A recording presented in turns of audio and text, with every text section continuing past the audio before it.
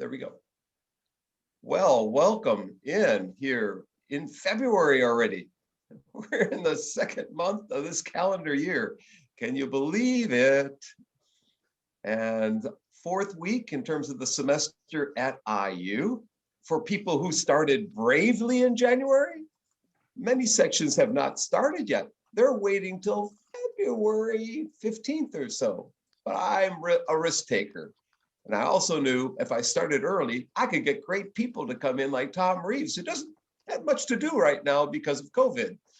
He's a traveling man, kind of like I am, likes to visit Australia and New Zealand and Turkey and Korea and wherever else he can get in the world. And he has friends all over the place, in part because he's so widely respected and extremely well known in the area of learning technologies, e-learning, authentic learning, design-based learning, problem-based learning, new technologies in education, evaluation of technology systems.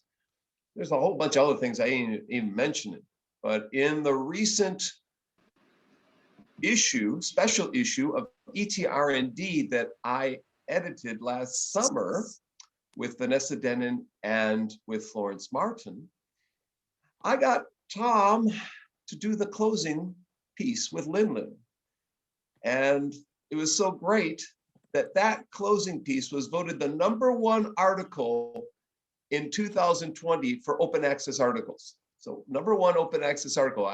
We asked Springer, we asked ETR&D, we asked AECT if we could make that article open access. And boy, am I glad we did. We also made the preface, which I wrote with David Wiley, open access, and the introduction that Florence and Vanessa and I wrote. If you would like to get that, just jot me an email, or you can go to publicationshare.com and probably up there, and you can download it right now. So this session today is called an Ask Tom Anything session. And I've had many Zoom meetings, and I've never had an Ask Anything session. So we don't know what y'all are going to ask. But I think what we'll do, I'll start with one question just as a warm-up kind of question. And then we'll open it up for everyone else. And I have other questions I could ask them, but I only want to jump in at the beginning and let you all ask them about your own personal research issues or problems, or issues about getting tenure and promotion or passing a dissertation. And we'll take a break after an hour. And if anyone wants to come back, I'll talk about tips for writing your dissertation, finishing your dissertation, motivating yourself to write, and various other tips about writing. But the first hour will be with Tom, and he's coming from Athens, Georgia, which I plan to visit when the COVID storm is over, sometime here in 2021. I'm promising, Tom, so I want to see those Westies. So, Tom, let's start off. Tell everyone what made that article the #1 article for 2020. What was it all about? Well, thank you, Kurt. And it's great to see everyone from around the globe here. And, when you get those types of acknowledgments, you're always surprised, of course. This particular paper was called "The Research We Have is Not the Research We Need." And it came at the end of a special issue that, as Kurt mentioned, he and his colleagues co-edited, and it was focused on literature reviews. And there were excellent literature reviews from many different writers, but unfortunately, in the end, when I was doing the analysis of all those reviews, I kind of felt like, okay, these are good as far as they go, but it's really not the research we need. And it won't surprise many of you that I feel like the research we need is research that's focused on problems. I have long argued that our research is too focused on things. Whatever the latest thing is, you can predict that there's going to be a whole slew of studies comparing that new thing with traditional instruction. And often those studies will come up with no significant differences. And this bias continues. Actually, just before I came on this, I was went to Google News and I Googled educational technology research. And I came up with two articles that, one's called The Best Ed Tech for Students is Backed by Research. And in it, it says, that the randomized controlled trial is the ultimate study. We need more of those. And then there's another one, how effective is online learning? What the research says.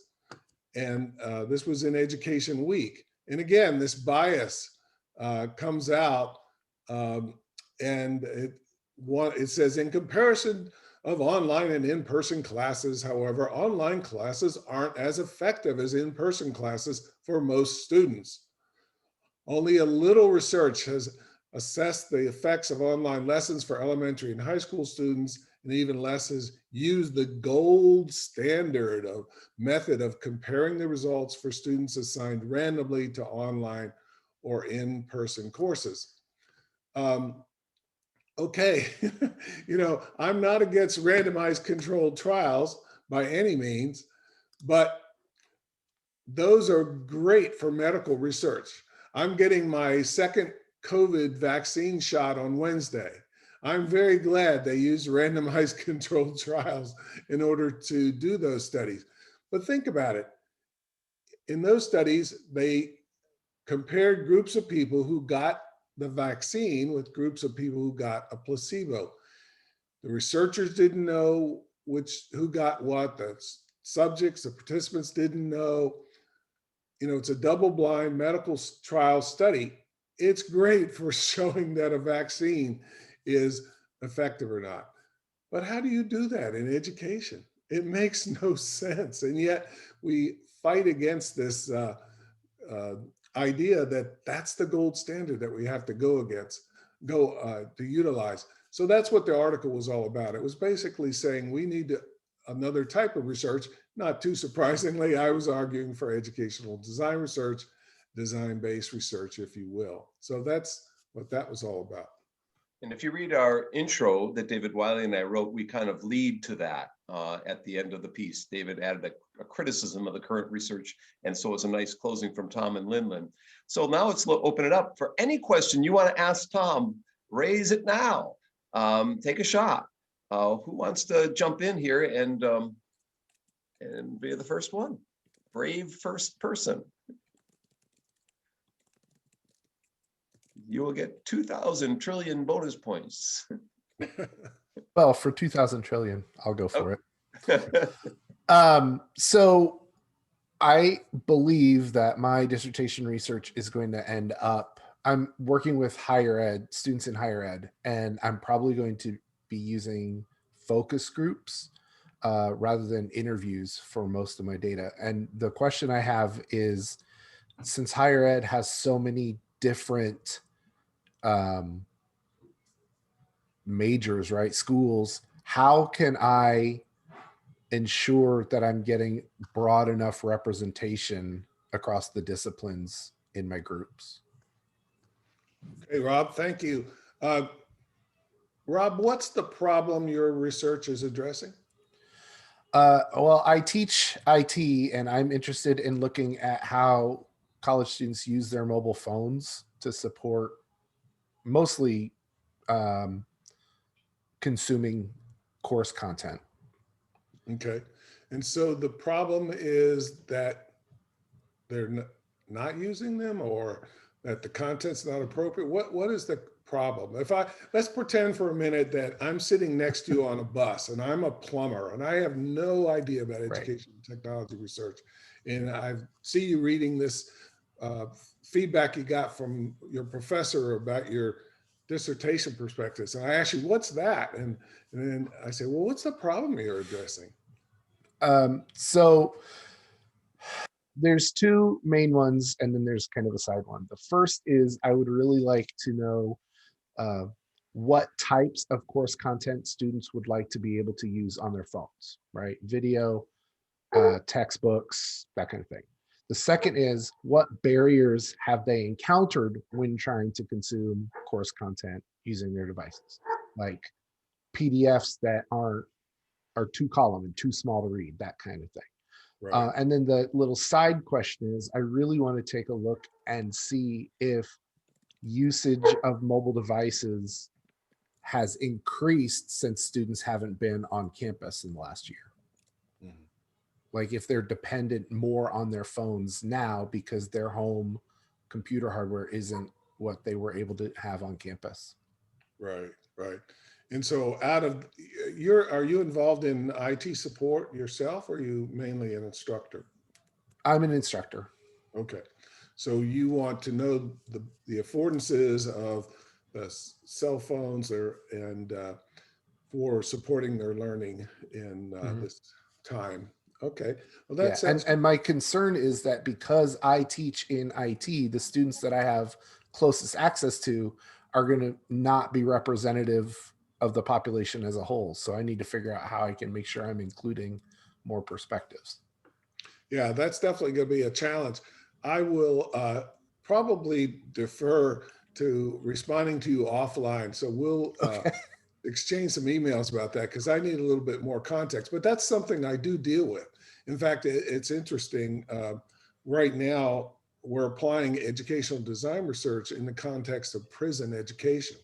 Mhm. And we've been doing this now for about 6 years. As you might imagine, COVID has shut down all the prison education programs, for almost all, because they're heavily dependent on volunteers, and no volunteers are being allowed in prisons today. But we're trying to figure out new ways then of delivering it. Obviously, technology is a solution, but you can't give prisoners internet access. So it becomes rather complex. But in the context of that, we're doing focus groups and interviews online with wardens, prison staff, and others, and similar, trying to figure out the affordances, for example, of tablet devices, iPads, if you will, that you could load up with educational material, give to the inmates, let them use it for a time, then download what they've done on it. So they wouldn't actually have open access to the internet, but they would be able to use those for a while. And then you could take them out of the uh, cells and so forth and download what they've done and then give them feedback and so forth. Anyway, more information you want to know. But yeah, and I'd be glad to help you with that representation question, Rob. Thank you. All right. Thank you. Okay, let's jump in on question 2 here.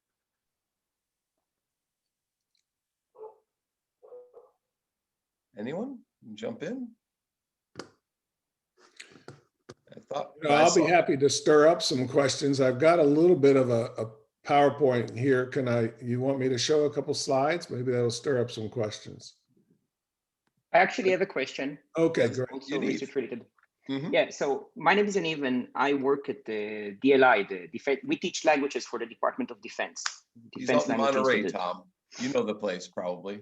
Yes, I almost ended up there. So for people who don't know, it's the Defense Language Institute. It's very well known to train military people in the language areas. So Yaniv teaches Hebrew, right? Well, no, now I'm an Used academic to. specialist. Used Used to teach Hebrew, yes. And basically we have mostly service members. They come and within 1 year or so, they come with zero knowledge of the language. And then when they graduate, they are supposed to be able to participate in a conversation such as this one, and also read and listen to audio at authentic level. Yeah, I have several former students teaching Chinese there. So it's the World Language Center in effect. Yeah. So we have a very intense course. Basically, students would spend their 6 to 7 hours a day, then 2 to 3 hours of homework. And now with the COVID, everybody noticed how far we are when it comes to what is called self-directed learning, which is very hard to do synchronous teaching for 7 hours a day, sitting in front of a computer. Everybody suddenly said, do more self-directed learning. And this is more, how do we start from zero? So I want to basically study self-directed learning in this formal context of language education. And of course, when you go to self-directed learning, Dr. Bonk, students, Minazu, you see that there are like millions, but there are lots of publications about in online and especially in open online courses about self-directed learning. In formal settings, less. When it comes to language learning and formal setting, in almost none, because the assumption is how can you do self-directed learning? And my initial gut feeling is that many of those notions that we cannot do SDL in formal language learning is because the definition that they use. I think that they are relying on this 1980, which is great, but no concept of what is SDL. And my gut feeling is that lack of familiarity with more modern, I'm especially now excited about Garrison that I'm reading about the interactive model, how this interact with the society and how you basically, you don't need to necessarily let the person set this goal, but at least explain your goal so that it can be part of the process. How do I test this? How do I test this assumption that maybe the problem is with the fact that people don't really understand? I mean, I cannot do a whole training sessions to now teach what is self-directed. I cannot do a course as part of my dissertation, but I feel that this is one of the key issues. So how do I target this with my question when I have a very small sample group that I'll be able to interview? Tom, while you're thinking about that, Mena, meet Yaniv. Yaniv, meet Mena. He's been reading your dissertation work on self-directed learning. So we'll make that connection on email after the session so you guys can talk. So Mena just got her, well, a year and a half ago, finished her PhD with me here at IU. So, so Tom, you had a second to think about it. You have a couple of answers for him. And he's also reading about self-regulated learning and looking, I read your paper last night. So he's also concerned about, Malcolm Knowles was interested in self-directed learning, but other educational psychologists are interested in self-regulated learning. And that's a more researched area, if you will. And self-directed learning is kind of fuzzy. Anyways, and they want him to do more self-directed learning at the Defense Language Institute, or design courses for that, so students can self-direct some of their learning. So that's the quandary that he's in. Sure, and be sure to email me because I just finished helping some scholars in Cyprus, North Cyprus actually, who've written an excellent literature review of technology-enhanced language learning. And it's a really good paper, and I can put you in contact with them, and you could, I think, learn a lot from their literature review. Anyway, and by the way, one other thing, in the 1960s, I was drafted into the US Army. And when I took all the tests and everything, they said, oh, you have a great strength in language learning, so we're going to send you to Monterey to learn language. And I said, oh, okay, that's interesting. And I said, what language? And they said, Vietnamese. And I said, that's interesting. And by the way, and to give you a little context, at that time, my brother was 100% disabled from Vietnam. He was a Marine in Vietnam in '68. And anyway, and they said, also, you're going to have to sign up for an extra year because I was drafted for 2 years. They say you're going to have to stay in 3 years because we spend a year learning the language. And I said, no, I don't want to do that. And they threatened me. Oh, it was really an onerous couple of hours there. They were threatening me and all this stuff. And, you know, if you don't go to this school, we're going to send you right to Vietnam and da da da da. Anyway, not very SDL. Yeah. Long story short, the next clerk who handled my paperwork looked and saw that I had gone to a Catholic seminary for 4 years. And he said, oh, I went to seminary too. And we got to chatting about that. And he said, how would you like to be a chaplain's assistant? And I said, that sounds great. So I became a chaplain's assistant instead of a Vietnamese translator, which was really fortunate for me. Anyway, I'm rambling on here. No, that's good. It's a good story because we're glad you didn't go to Vietnam because you're here now, you know. Yeah, well, I also had the record for the fewest targets hit when I went through basic training at Fort Benning. They said that no one had ever gotten, you shoot at 84 targets over 2 days. I hit 31, just to give you a sense of my marksmanship. Anyway, I didn't realize you were supposed to wear your glasses, but the Did I ever tell you about the time I was at Fort Benning wearing a Jedi Knight outfit? And anyways, it's a long story, but hear about looking that at me one kind of another funny. I was dressed in a costume for a talk. Yeah. Well, it sounds like to me, with respect, you're absolutely right. Self-directed learning, that literature really needs updating. And in fact, my wife's PhD is in adult education. And University. And she is a professor emeritus of social work here at the University of Georgia now.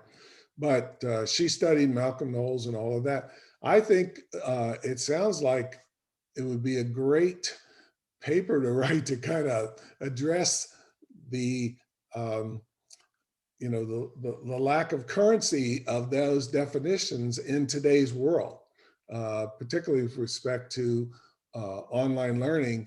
And I can probably point you to some literature in that area. So do email me. I'll definitely put you in touch with the folks in North Cyprus, and we can discuss this a little bit further. I think we should go off continent and let's get a question from Mark from Finland, because we have all those great educational things happening in Finland. What's the question that you have, Mark? Hi there. Yeah, good evening from Finland. Nice to see you, Kurt. Nice to see you, Tom. Some others in the room there. Yeah, I really like the design-based approach to research, and particularly this focus on what's the problem? What's the problem being addressed? And in the context in which I work in the University of Applied Sciences, our research is always very kind of problem focused. It's very much, rather than abstract academic research, is very much to solving problems. So my question to you is really quite general. I mean, having identified a problem, and I've got two of my students in the room here, so I'm kind of asking on their behalf in a way, but having identified a problem, what's the next step in your process? What comes next after that to select how you proceed forward with a research strategy? Oh yeah, that's a great question, Mark. I really appreciate you being here and your students. I've had visited, as you know, Finland several times, and just love that country. And seeing the background there makes me wish I was there right now. But that's my back garden, taken just a couple of days ago with the wow. snow up. It's nice, yeah. Rub it in, rub it in. Right. But for me, the next I'm actually going to bring up our model so you can see that. Can I share my screen, Kurt? I think I can. Yes, here we go. Are you seeing my screen now? Yes, we do. Okay, good. Oh, there's a shot from Turkey, actually. So in our model, which is, and when I say our, I'm talking about Susan McKinney from the University of Twente. And I developed this generic model of educational design research. And basically, you've identified the problem. So then you're going to enter into a intensive period of analysis and exploration. And you're also going to try to build a strong relationship with practitioners, the practitioners who own that problem. So let's say, to give you an example, I've been working with the Baylor College of Medicine since the pandemic started. Some wonderful scholars down there, some of whom Kurt and I met when we were in Houston this month last year, just before the shutdown of everything. And they were facing the problem of, they've got these first year students in their medical students at the College of Medicine there. And so much of their learning is dependent on hands-on experience, meeting patients in clinical settings and so forth. So then how do you replicate that experience or substitute for it in an online environment, because suddenly they're being told all your classes are online. And so we've been working, that's the problem, but we work very closely with the instructors there, with students. Students have actually been part of our team of researchers. One of the first things we did was we put together a 4-week course for 20 medical students and a number of medical staff, primarily in the area of pediatrics. And during this course, their challenge was to figure out, okay, how can we replace experiential learning face-to-face with experiential learning online? And we ran it kind of like a Shark Tank course. So each week they would meet in their teams and come up with ideas. And at the end of the 4 weeks, they presented their the design draft for a new innovation that would address that problem. But they went through that whole analysis and exploration phase during the 4 weeks.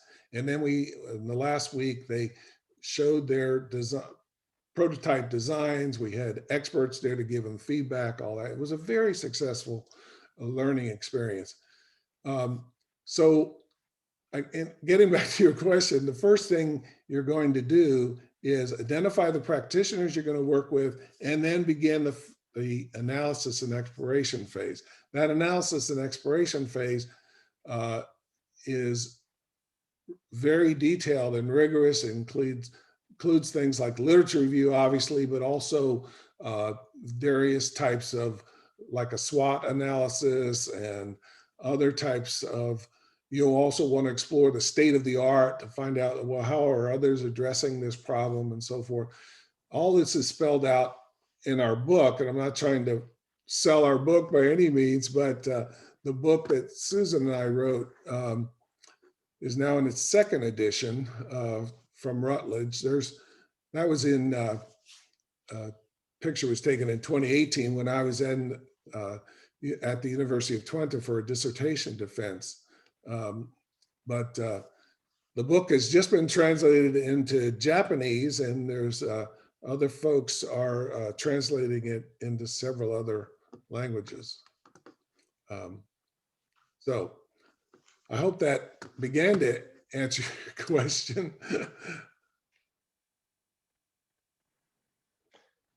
Tom, you said you might have 2 or 3 slides to show us. Was there anything else you wanted to show from that stack that you had posted there? Oh, okay. Yeah, I can do that. Yeah, well, just a couple more. Yeah. Yeah, I'll just drop back here a little bit. So I think there's an unfortunate wall between educational practitioners and academic research, and they have different agendas, obviously, but in our field, particularly of educational technology, as I've long critiqued, we often are too focused on whatever the latest things are, and I see it every day. I mean, you just have to do Google searches and find these studies on whatever the latest thing is going to be compared to traditional ways of doing business, and too little research on the problems that we face. And we have enormous problems right now. For example, failure to engage learners. It looks like here in the United States, and I don't know about other countries, but here in the United States, we're losing contact with as many as 20% of our students, K-12 students, aren't even involved in any kind of education, online, hybrid, or face-to-face. They've just dropped out for any number of reasons. And a lot of those are students in minority groups. And we're struggling now. It's a huge political topic of how do you reopen schools safely. And you've got cities like Chicago, for example, where the teachers unions are saying, we are not coming back to the classrooms until you really get us all vaccinated and take other kinds of precautions and so forth. And it's one of the biggest challenges that the new Biden administration is facing. So whatever our research is, I think we need to first figure out what's the problem? What is the problem that we are facing, that we're trying to address? And so educational design research is not defined by its methods. It's very eclectic with methods. Sometimes it might have a experimental study. Sometimes it'll have a set of focus groups and interviews and various qualitative methods. More often than not, it's mixed methods, but it's not defined by its methods. It's defined by its goals. First goal is to develop a robust problem, product, or policy that addresses the problem that you're interested in. And then second, at the same time, and by the way, this is what distinguishes it from action research. If we just stop at one, that's action research, okay? If you're, you got a problem, you wanna, in your classroom, you wanna improve it, you can do what looks like design research, but if you're not really interested in building reusable knowledge, design principles, enhancing theory, then you're doing action research, which is perfectly acceptable. But if you want to do both, if you want to do educational design research, then you're going to address a serious problem and at the same time try to develop reusable knowledge, design principles, and so forth. So, and I'll end with this slide. So here you see some young students in Turkey, as a matter of fact. So, and this is just a quick synopsis, okay? Educational design research. So let's say your problem is you want to improve STEM problem solving skills, and particularly you want to interest girls in STEM education. So in close collaboration with practitioners, you're going to define an important pedagogical outcome. More girls will be interested in STEM, and their problems using STEM to improve problem solving will also be enhanced. So then again, you're going to engage in that first phase of analysis and exploration, and then you're going to go into a phase of where you design and construct a prototype intervention informed by the theory and practice knowledge that came out of the first phase. And then you're going to, and you want to emphasize content and pedagogy rather than technology alone. Give special attention to supporting human interactions.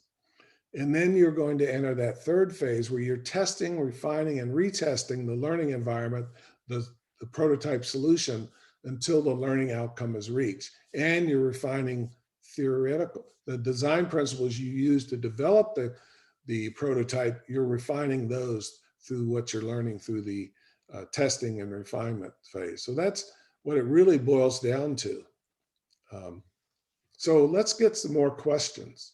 Hey, Tom, you might want to show a picture of the people with the cold chain picture from with the guys you worked with from the World Health Organization, from WHO, because it's very relevant for today with the COVID vaccines coming out. What you did in Turkey. Yeah. You want a minute to explain what you did in Turkey, so it makes this extremely relevant. Sure. Yeah. Let me jump ahead to that.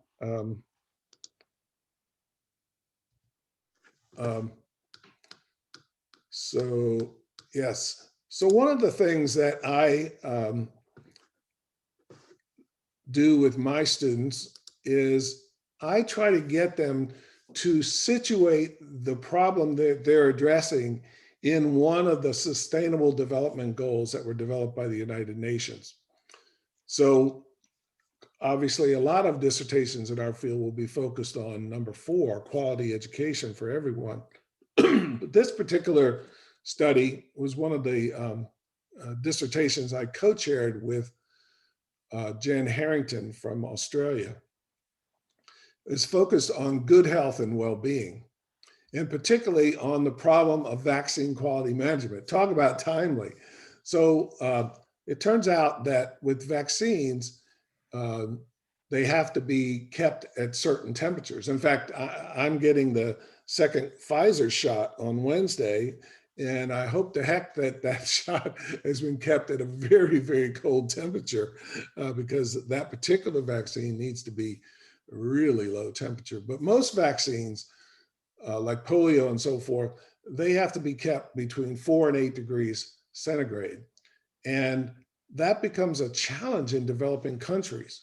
So what the World Health Organization did for many years was they would bring people in charge of the cold chain in developing countries to Turkey for a week-long course called Cold Chain Management on Wheels. They literally would travel. There's our team. These are, I won't go into, I don't have time to go into detail, but these are the most fabulous folks in the world. And I'll give these slides to Kurt so he can share them with you. But I went on this bus course and it's amazing. And so here's the journey that we made. And what these folks were learning about was how different levels of medical service would handle their vaccines: warehouses, university hospitals, provincial vaccine stores, family health centers, retail pharmacies, et cetera. I mean, in some cases, for example, in rural Turkey, eventually the vaccines got to be put on the back of a motorcycle and taken up to some remote village. And again, that cold chain has to be maintained the whole way. The vaccine, you have to verify the vaccines haven't gotten too cold, they haven't frozen, haven't gotten too warm, they'll be ruined, and so forth. So they would work throughout the a week long in 3-person teams to figure out how they're going to improve the cold chain back in their countries. So I'm going to jump ahead here. And the challenge we were focused on in this particular doctoral dissertation was, how do you take that bus course and put it online? And that's what Jim Vesper, now Dr. Jim Vesper, was my doctoral student, and was, how do you fit a bus into a computer screen? That was basically what we were trying to do. And I don't have time to go into this. Here you see our team. In fact, today, Jim's there in the middle. He was my doctoral student. Today's his birthday. I actually sent him a message via Facebook today.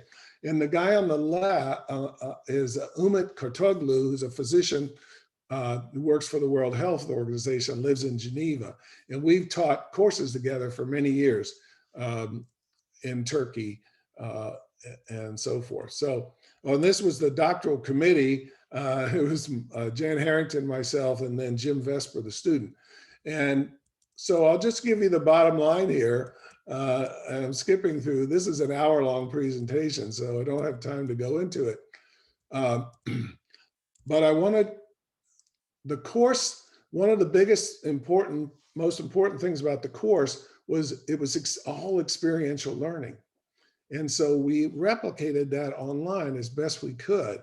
And these are the 7 factors that we focused on: the learning objectives, the content, the instructional design, the tasks, that's, authentic tasks. What are the learners going to do?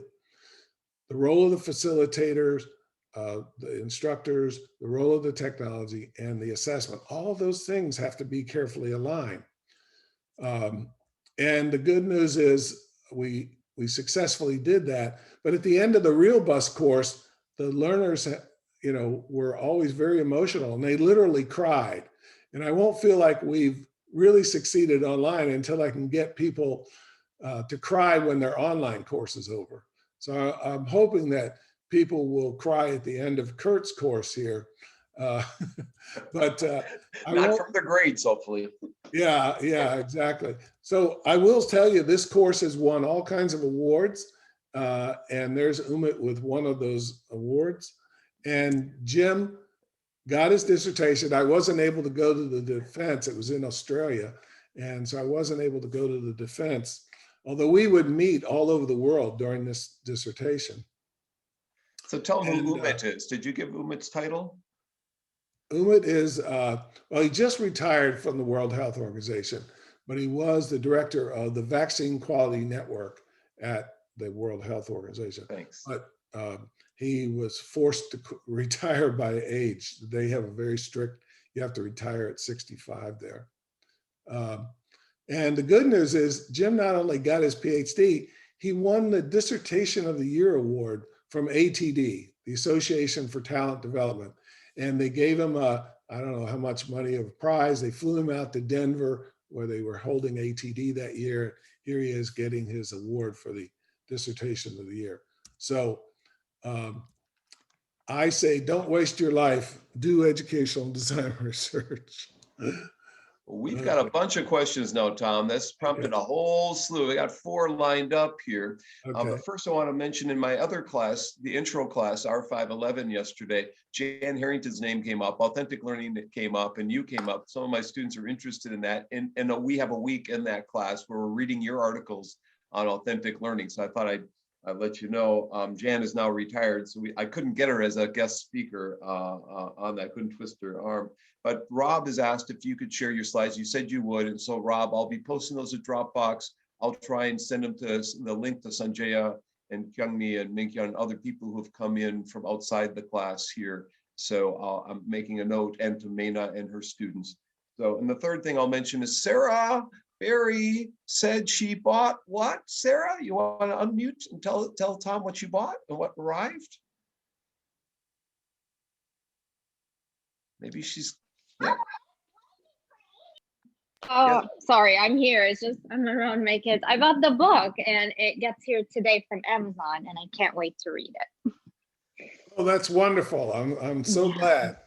I wish we could have published the book as in an open format, but I'm actually working on another book right now with Rick West and some other folks that'll be an evaluation book. I wrote an evaluation book with John Hedberg back in 2003, but now we're doing an open version of that. Rick West at Brigham Young University. Great. Sarah is Mena's GA, and she and I and Mena are studying students self-directed learning, and we're interviewing them, and we've just submitted that for publication, actually, extra data from her dissertation, additional data. Raj has the first question of 4. Raj, you want to jump in? Thank you, Dr. Bonk. Hi, Dr. Reeves. I have a question, not in the research, but a general question. I have submitted my article to a journal outlet, and I haven't heard for like 6 months or so. Is it okay to contact the editor, or do you have some tips how to like move forward? Because I have no updates. I don't know what is happening with the journal, and I'm just so worried about it, anxious. Thank you so much. Yeah, thank you for your question. And Tom, you're on the editorial board of that journal. Okay. I used to be a journal editor, and I would encourage people back then. That was the Journal of Interactive Learning Research. But this is that journal, right, Raj? Is it that the journal? Yeah. Yes, Dr. Reeves, that's the journal. Okay. Well, I tell you what, email me and I will contact the editor and try to figure out what's going on. They unfortunately have had some issues. I haven't been sent an article to review in umpteenth months. I mean, well over a year. So I don't know what's going on there, but I will contact them and find out what's going on. But do email me to remind me. I'm 73 years old, so I don't always remember everything I say I'm going to do. So do email me to prompt me there. Thank you. Thank you so much, Dr. Reeves. And we'll go to Kyungmi Lee, whose dissertation a while back looked at the Open U in Korea, National Open U of Korea, Korea National Open U. And you met her probably at EdMedia back in 2011, or 2009 in Hawaii, I think, maybe. So Kyungmi, you want to ask a question? And did you meet Tom at that conference? Yeah, I think I remember we had dinner. I'm sorry, I didn't really mean to show myself up today. So, well, I'm in bed right now. But anyway, so question that I tried to type there. But you didn't tell them why it's late there. So, it's not that. Oh yeah, late. I'm in the UK. It's like dinner time. So. She's at Lancaster it's not University, that bad. I think, right? Are you at Lancaster? Or yeah, I am.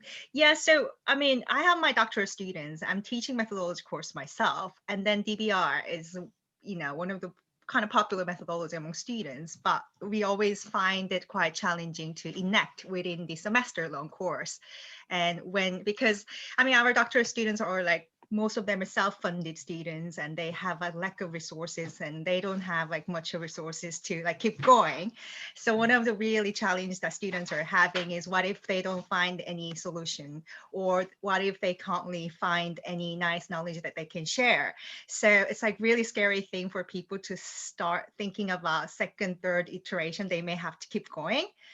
So I'm just wondering if you have any suggestions or thoughts on that kind of challenge that students may face. Thank you. Yes, thank you for your question.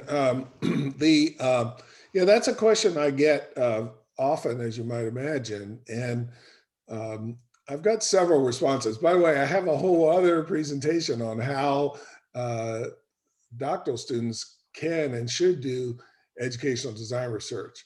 And maybe if you want me to, I could do that sometime for your class. I don't know if you meet online or whatever, but it is feasible. For example, David Piccaro, who now works for the Zuckerberg Foundation, was one of my doctoral students, and he was focused on the problem of introducing constructivist pedagogy into an Arabic culture. And he had done a lot of work in the Middle East and spoke Arabic. And so he went to Oman. He got a Fulbright, went to Oman for a year, and he did 2 iterations of introducing this constructivist pedagogy into a teacher education course there. And then the 3rd iteration was done by a colleague from Oman. And it was a beautiful study, and it probably altogether took about 18 months. And you might say, well, that's way too long. I think if doctoral programs, number one, they should start their students on research the day they walk in the program. That's what I've always done. In fact, I remember when David came in the program, the first week, Jeanette Hill and I co-supervised his research, and we set him doing the literature review for the problem that he was interested in. And so that's one solution, start them from day one. The other solution is faculty members need to have robust research agendas underway into which their students can plug their research and do an iteration or 2 within the context of that ongoing research. A friend of mine's daughter recently got a PhD in food science here at the University of Georgia. And she was told the first week she was in the program, here are the studies you're going to do for your doctoral dissertation. Okay. And it all was in the context of that, her major professor's research agenda, which I don't remember what it was focused on. She told me at one time, but anyway, she knew in the first semester what her whole dissertation was going to be. We as faculty have a responsibility to have our own robust research agendas. I know Kurt has that. He has a big research agenda focused on online learning and MOOCs and that sort of thing. And he's been able to engage lots of students in that over the years. And I don't think they wait and take 2 or 3 years of coursework and then say, oh, what am I going to do for my dissertation? No, they get involved from early on. And that comes back on us as faculty. And, you know, unfortunately, there are some faculty who don't have research agendas. And they've gotten tenure and promotion and everything. And maybe they had a research agenda for a while, but we have a responsibility to maintain a robust research agenda that our students could be attracted by and come to study with us, and then situate their research within that context. I will add that it sometimes goes in like this, up and down, you know, there's waves in that. Kyung Mi, meet Mark Kircher. Mark Kircher, meet Kyung Mi. I think at one point, Mark was interested in a doctoral program with Lancaster. Would you be willing to accept Mark as a student? I think I met Mark some years ago, but nice to re-meet you again. Yeah, we can talk about it. But anyway, thank you so much for the response. Tom. That was very helpful. I look forward to inviting you to my class. It sounds like. Okay, great. Thank you. Cool. Thank you. So there we go. We have a match. All right. So we got another match. Second question. We stay within the British Empire. We move from Lancaster in the UK over to Toronto in Canada. Do I have my doctoral student, Yua Chin Ma? Would you like to jump in here? She's studying workplace learning. She's working in the corporate setting. So Yua Chin? Yeah, hi, Dr. Reeves.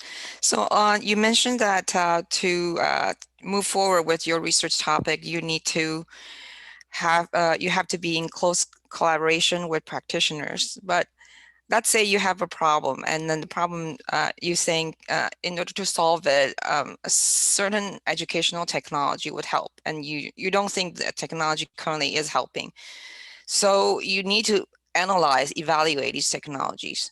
Why would they care what your research topic is, and why would they share their trade secret with you? When you say they, who do you mean by they? So let's say you're evaluating adaptive learning technologies, and there are vendors or companies that make this kind of technologies. Why would they open their black box, let you examine? Because that's how they sell their product. Right. That is a perennial problem that goes back 50 years or more. Unfortunately, so much educational technology in schools and is purchased based on sales pitches rather than on research. So, but there are some companies that are interested in research, and sometimes you can find a foundation that would kind of make the marriage between those. You're in Toronto, right? Yes. That's funny. Last night I finished reading Margaret Atwood's book, Cat's Eye. Have you read that by any chance? No. And it's all in Toronto. The whole thing, it's a wonderful book. She's the author of The Handmaid's Tale and other books, but the whole book takes place in Toronto from the 1940s to the 80s. Anyway, so I think you could make a pitch to those companies that, here's the problem we're facing. We think that your technology could be part of the solution, and we want to work with you to study that. And we're not going to be able to prove anything, but we can collect evidence to build a case that your product is part of a solution to this problem. So I would approach it that way. I would need to know a little bit more about the context to give more specific advice, but we have been successful in some students have focused their research on commercial products and been able to get support from the companies that were involved. I taught a course called Educational Product Evaluation for quite a few years and eventually moved it online. When I moved it online, I found a whole lot of e-learning companies that were more than willing to be the clients for my students. In that course, I would have students work in teams of 3, and they would have to, during the semester, plan, conduct, and report an evaluation of a real-world e-learning product for a real client. And I was able to recruit a lot of clients through my network and so forth. Great, thank you. But get it in writing. I've had one instance where we didn't get it in writing, and then the company decided not to let us publish it, and that was unfortunate. Anyways, we have a third question coming from, I see Mayna's listed third. Mayna, you want to jump in here? Hi, Dr. Reeves. I have a question. Can one person be the researcher as well as the practitioner at the same time in EBR? It's not recommended, but I've seen it happen. Absolutely. It's as long as you maintain that focus on both the problem as experienced in practice and on building new knowledge, usually in the form of reusable design principles, that's a difficult thing to do.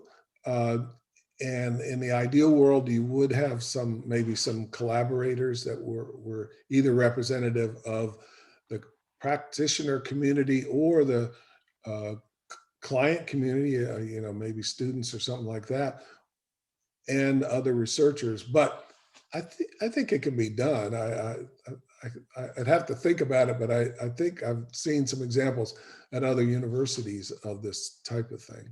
So it is possible. Okay, next one, Carrie. Hi, Dr. Reeves. So excited that you came today. I really appreciate your work in authentic learning environments. My question is, this seems a lot like clinical translational science research from the medical field, where you have the basic scientist needing to talk to the clinical science and get some kind of communication going. So the question that I have is, does the researcher who's going through this iterative process continue to collaborate with their practitioners to continually improve? Is there a strategy for that? Oh, yes, absolutely. And that's particularly strong within the medical education community or the health sciences education community. And it's interesting, at the Baylor College of Medicine that I've been working with for a while now, they are actually forming a department now, a separate department that's focused on design research and technology and real world problems and so forth. And they've already had at least a dozen faculty apply to be assigned to that department. That would be their home department. They might be in pediatrics, they might be in surgery or whatever, but they're focused on that particular area. And so that would be one of their departments that they're in. So yes, absolutely. That you'd like to see that relationship carried on. And so I've actually got a new article out, and I'll share that too, that was published in the journal Medical Education with Susan McKinney, focused on educational design research within the health sciences area that might be of interest related to that. But absolutely, it would continue on. And so, for example, at Baylor, the Baylor College of Medicine and Texas Children's Hospital, which is the best children's hospital in the world, probably, they have this long-term collaboration where they're engaged in design research focused on enormous problems. So yeah, that would definitely, you'd want that to continue. Where are you can send me that article and with the slides, and I'll post them. And again, if you're in the class, which Carrie's in the class, you're at IUPUI, Carrie? Yes. Yeah, so she's at IUPUI. In the class, there's in Dropbox week 3, week 4, week 1 has articles from Tom Reeves, and so you already have some of those. So thank you for that. Sanjaya, before Maria asks a question, Sanjaya has a comment. Sanjaya. Thanks, Kurt.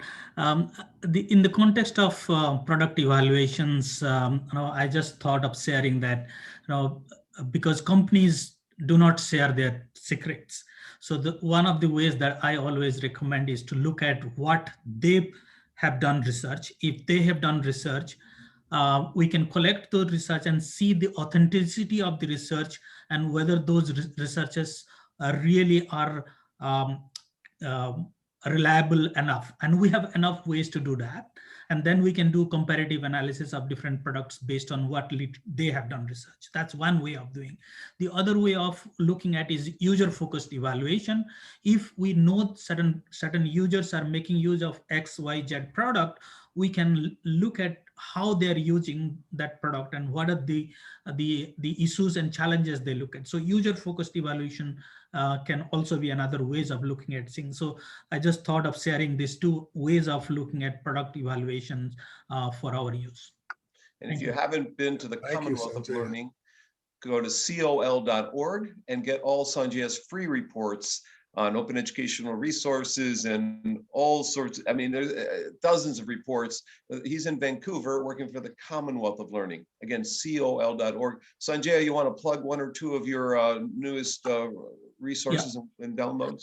I just shared the article Tom mentioned. It's an open access article. So I just shared that link about design-based research in medical education. That's just shared the link on the chat. But I welcome everybody to look at our work on educational technology, open distance learning, MOOCs, and we have a lot of resources that we have worked with in developing world context. And try to use low-cost models and have done research, including DBR in some cases. And some of the examples might be useful to doctoral students and others. So it's called OASIS, oasis.col.org. It's our institutional repository. So please welcome. Thank you. Name 10 of the countries you work with. Oh, okay. I can tell. Samoa, Papua New Guinea, Fiji, Sri Lanka, Malaysia, South Africa, Kenya, St. Lucia, Antigua, Barbuda, and so on and so forth. And so on and so on. Yeah. So it's amazing the number of dozens of countries that they're working with. So my point is, get their newsletter. Their newsletter comes in print and electronically, and it's free. So subscribe to the newsletter called Connections. Is that right? Or I might be wrong there. Yes, yes. So get Connections. So coincidentally, I'm giving a webinar on the 23rd of February for Sharonika at the Open University of Sri Lanka. And she's one of your clients, I know. So it's called Creating Authentic Online Learning Through Educational Design Research. So there's a lot of connections going on here. Small world. I did the forward for Sharonika's new book on open education resources. And I've done a couple of webinars for them in the last 2 months. So very small world. I should also mention that the University of Houston has a special track to train medical professionals about educational technology and evaluation and other things. So the medical field is embracing e-learning, embracing educational technology, and there are new occupations emerging for people who overlap the disciplines or intersect the disciplines in new ways. There are, and it's not just in the Houston area, and in other cities and places as well. So this has brought probably, I don't think this has always existed. You've been in the field longer than me, Tom. This is a new phenomenon? I've been in the field longer than anybody. I think the interest in educational design research is really taken off in several areas, and particularly in the health sciences area. So it's been growing, but interestingly, my very first job, I finished my PhD in 1979. I went to Peru for a year as a Fulbright. When I came back, my first job was at the Medical University of South Carolina as director of evaluation. My PhD is actually in evaluation and research methods. And even then, and we didn't know what design-based research was back then, but there was an openness, particularly in the allied fields like nursing and so forth, less so in medicine at that time, but now it's really opening up quite a bit. So yes, absolutely. And before we go to Maria's got the last question. Make sure if you have a question, we can take maybe two, or we'll take Maria's and maybe one more, maybe two more, and then we'll have to close off. So make sure you get those in there.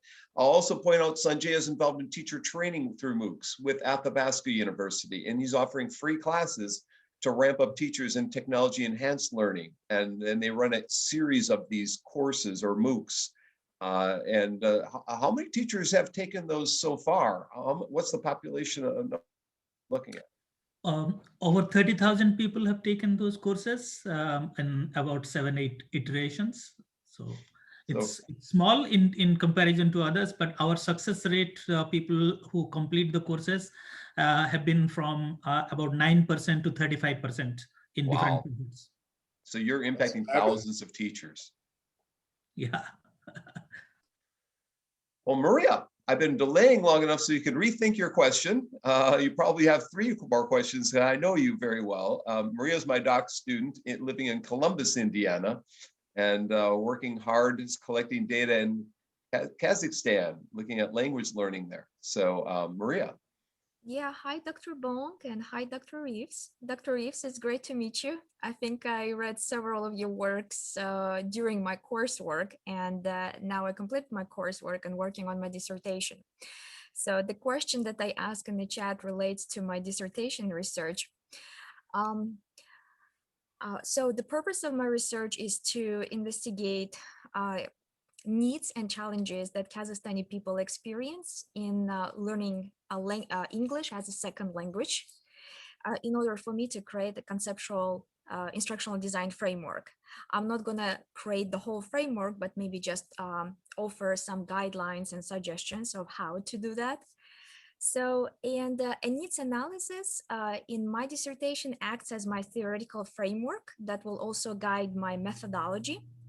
And while I was listening to you when you offered that model, I wonder if a needs analysis fits within design-based research. And if it does, if it's can it be considered the first step in the design-based research? Can you talk more about that? Yes, thank you. Yes, that's absolutely. In fact, needs assessment is really where it starts. For most of the educational design research studies that I've been involved in. So one of the challenges I mentioned, we're applying this within the context of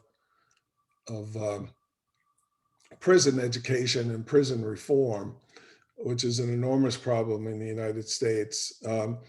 And so this was probably about 6 years ago, we were starting this project and we're using an EDR approach. The first thing we did was a needs assessment for the idea we had was that wardens need to change from being top-down dictatorial people to more transformational leaders that would engage staff and even the inmates themselves. We like to call them residents rather than prisoners, residents themselves, and that they would engage them in decision making. And so we did a needs assessment and we ended up sharing that with donors and got very significant funding to develop this program. Right now, we've had to move the whole thing online, but we have over 100 prison wardens around the country who, and some from other countries as well, who are involved in weekly sessions focused on becoming transformational leaders. So it's been an enormous success, but it all started with the needs assessment. That was really what it was all about. So absolutely, needs assessment is definitely the way to go. And of course, needs assessment, there's a whole literature on that. People like Allison Rossett and others have written books on how to do that. Yeah, that's where it starts for sure. And can you share like any maybe classic resources about a needs analysis, needs assessment that they can look at? Yes, if you'll email me, I will send you my go-to list on needs assessment. I've been good friends, and I think Kurt knows her too, with Allison Rossett. She's a retired professor from San Diego State University, but she wrote several seminal books on needs analysis, needs assessment. Great. Thank you very much. And Yua Chen asked if you could share that with the whole class. So send it to me and I'll forward it to everyone, and as well as Maria. I'll try and make notes of that. The people who are from the Middle East haven't spoken. I at least want them to say hi. So Ibrahim and Amani I just was at their dissertation proposal defenses. They're collecting data. They're in language education, and so and Khadija is from Saudi Arabia, and she's in the class with me, getting ready to do a dissertation. So you want to at least say hi, and do any of the three of you have a final question for Tom? Hi, Mr. Thank you very much for this great opportunity, Dr. Bonk and Dr. Reeves. I really have a question. When I research the effectiveness of integrating technology in language classrooms, I usually have the quasi-experimental design with one group receives only the ordinary teaching, and the other one has the technology component. Some may say or criticize that there will be always beneficial impact because they have technology as an extra thing. Is there an alternative design do you suggest? Thank you. Yeah, sure. There are a number of things I could suggest there. One of the, as you know, as a language educator, the most important thing about learning a language is time on task. How do you get people to spend time engaged in meaningful learning, whether that's learning vocabulary, practicing speaking, exchanging, and so forth. So I think that that challenge, how do we get people more engaged on meaningful time on task, is an important challenge. There was an entire issue of, what's the Journal of Language Learning or something like that. I'll have to look that we had a chapter in a while back. That was focused on design-based research in the context of language learning. I can get you that reference. And the folks I mentioned earlier in North Cyprus, who are also involved in ESL, they have done a great literature review. A surprising number of studies have applied design-based research to the challenges of language learning. Their literature review really is focused on that. I apologize now to Ibrahim. I see your question is posted in the chat window. I didn't see that, so it's serendipitous that I called them. And I want to point out that Amani and Ibrahim had a little baby a little bit ago and was born early. So how's the baby, Amani? He's doing well. Thank you for asking. Growing well. So they're from Yemen originally, Tom, and work in Saudi Arabia. So, oh, that's great. My son will be 46 on the 21st of February, and we haven't seen him since the 21st of February last year. So we are getting our vaccines on Wednesday, and we're planning to see him on the 21st of February for the first time in a year. So we're looking forward to that. That's been one of the worst things about the pandemic for everyone around the world, is the separation of families and parents from children.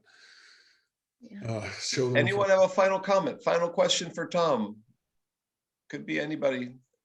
Yeah, go ahead, Khadija. I was gonna say, she's silent. She's never a silent person. So, I'm sure she wants to jump in. Khadija. So thank you so much, Dr. Reeves, for being with us today. And thank you, Dr. Bonk, for inviting him. I'm wondering, is your dissertation topic is the same as your interest right now, or did your interest change? Mine? Yeah. Oh, I've always thought about going back and doing a nonfiction version of my dissertation, but that's but no, I did my dissertation. As I mentioned, my research, my degrees in research and evaluation methods. And so for my dissertation at Syracuse University, I collected data in 84 high schools around New York State that were implementing the Keller Plan. The Keller Plan is a way of learning, a personalized system of instruction where students' courses are divided up into modules, and you study a module for a while, and then when you think you're ready for the test, you take the test, but you have to pass the test at, say, 90% level before you can go on to the next module. It was developed back in the 60s in Brazil. Anyway, so I found that the differences in success of those programs at these different high schools was explained by the degree to which the teachers adhered to the design of the course. So for example, students were supposed to be allowed to take a test as soon as they thought they were ready. But in some schools, we found that teachers said, well, you can only take tests on Fridays. So let's say you finished that module on a Tuesday and you think I'm ready to take this test, but now I've got to wait till Friday. Well, that was a flaw in the implementation. We found that those variances in implementation of the design explain 78% of the variance in success. You know, it's a lot more complicated than that. I defended my dissertation on a Friday. On Wednesday, I had to leave for Peru. So I had to get all of my corrections done between Friday and Wednesday. And let me remind you, this is in the days of typewriters. There were no word processors.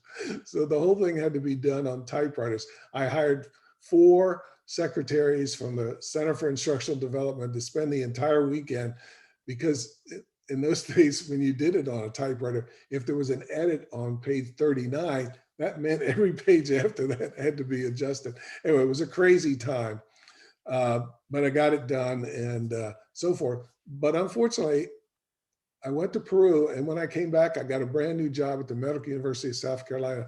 I never went back to my dissertation research, never did anything else in that area per se.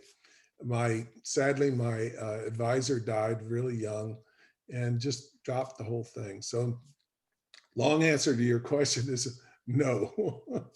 So we've got a baby on screen. Mark's going to have to run here in a minute. Okay. Parama has a question. I got, who's going to the Super Bowl, Tom? Who's in the Super Bowl? I have no idea. Tampa Bay and Kansas City. Oh, okay. You don't know. What country do you want to visit first after COVID? Canada. What city do you want to visit first after COVID? Victoria, Vancouver Island. Okay. So anyone else? Parama has a question we'll ask. Parama, you're going to have to ask it over email. So we'll get that. We're going to take, the class will take a 10-minute break. I'll be back and I'll go through tips on doing a dissertation. And tips on writing, I should say. I'll go through 23 writing so tips. Cute. Oh my goodness. So we have a baby here. What's the name, Amani? His name is Gaith. It's close to Keith, but it's in Arabic Gaith. Gaith. Hello, Gaith. Well, I'd like everyone to stand up and jump on the count of 3. So everyone jump with me. 1, 2, 3, jump. 1, 2, 3, jump. And everyone put your hand on your heart right now. So Tom, they're jumping for joy. They fell in love with your ideas. The day's going to be a happy one for everyone here. Just meeting you is a wonderful event. So thanks for making this Sunday special for all of us. And everyone else, anyone comments? Thank you. Bye. I'll stop the recording at this point here. Thank you very much. Thank you very much.